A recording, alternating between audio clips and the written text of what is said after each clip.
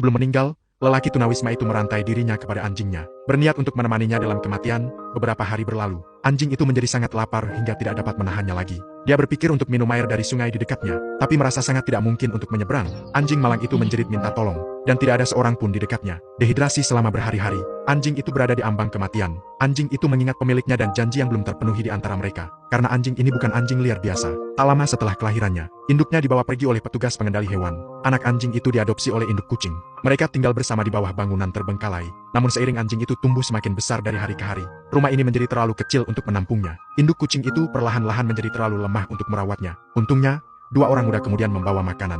Anjing itu diam-diam mengamati mereka selama berhari-hari, merasakan kebaikan yang terpancar dari mereka. Maka pada hari itu, ia mengumpulkan keberaniannya dan mengikuti mereka. Lucas, yang memang mencintai binatang, langsung jatuh hati pada makhluk itu pada pandangan pertama. Dan akhirnya anjing itu dibawa pulang. Lucas menamainya Bella. Dia sangat menyayanginya tanpa henti.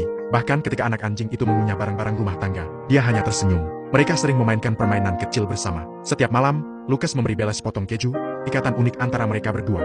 Di bawah perawatan setiap pemiliknya, Bella tumbuh dengan baik. Dia menjadi sinar matahari kecil keluarga. Ketika Lucas sedang bekerja, Bella menemani ibunya berjalan-jalan.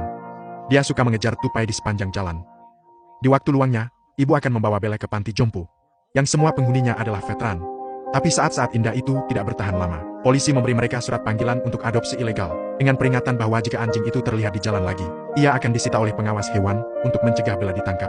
Lucas mengajarinya permainan pulang keesokan harinya. Dia melatihnya untuk segera pulang ke rumah dimanapun mereka berada. Begitu dia mengucapkan kata pulang, untungnya, Bella pintar dan selalu menemukan rumahnya dengan tepat. Namun bencana terjadi pada hari itu juga. Saat Bella beristirahat di dalam rumah, seekor tupai mengejeknya di luar jendela. Anjing itu segera melompat dari tempat tidur dan mengejarnya. Jadi, ia terekspos di jalan. Sebelum Lucas sempat membawanya pulang, petugas pengawas hewan melihat mereka. Melihat ini, Lucas melepaskan tali pengikatnya dan menyuruh Bella pulang. Namun anjing itu tidak bergerak, karena mengira para petugas itu adalah pengganggu yang mengincar pemiliknya. Dia dengan tegas berdiri di depan Lucas, seperti yang diduga. Bella tetap dibawa pergi oleh petugas. Terpisah dari pemiliknya untuk pertama kali, anjing itu tampak sangat sedih.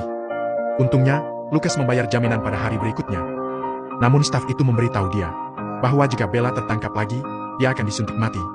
Ketakutan, Lucas memutuskan untuk segera pindah untuk menghindari yurisdiksi. Sebelumnya, ia pikir ia perlu menitipkan Bella ke kerabat yang berjarak 400 km, lalu menjemputnya setelah semuanya beres. Anjing itu tidak mengetahui semua ini. Dia hanya tahu bahwa dia terpisah dari pemiliknya. Melihat sosok Lucas semakin menjauh, Bella merintih sedih. Meskipun kehidupan di rumah kerabatnya damai, hari demi hari, kerinduannya terhadap Lucas semakin kuat, membuatnya murung dan lesu. Suatu hari, Bella membuat keputusan yang berani untuk pulang ke rumah untuk mencari Lucas. Memanfaatkan momen ketika pria itu sedang bekerja, dia melompati pagar dan berlari dengan mantap menuju rumah. Namun takdir bermain licik. Tepat di hari kepergian Bella, pemilik